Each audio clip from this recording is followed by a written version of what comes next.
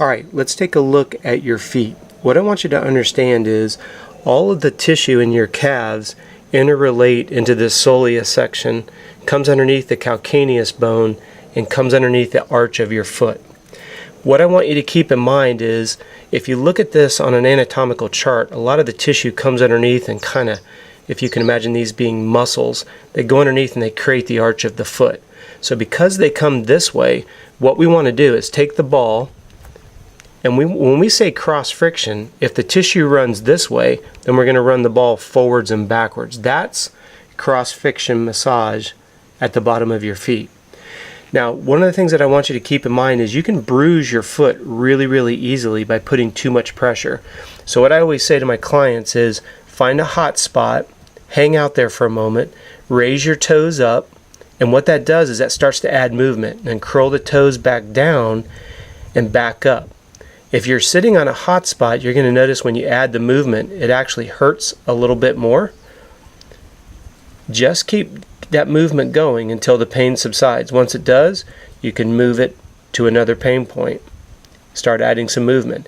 Now, one thing to keep in mind, when you're dealing with the bottom of your foot, what I want you to keep in mind is you can go from left to right with the ball underneath there, move up 1/4 inch, go left to right. You can move up and down. But don't forget, at the bottom of your toes, you have those nice meat pads down there. What I want you to think about is get that ball right there and go left to right. The thing that you're going to find is a little frustrating with the ball in your feet is it's a pretty bony area. But when you find those hot spots, trust me, your feet are going to really, really appreciate it. Now, one of the things that I want you to keep in mind that's a very difficult area to work on is back here on the heel. When you move the ball onto it, obviously it's a pretty bony area. You don't have to smash it, but I want you to realize that you are working that meaty part of the heel bone.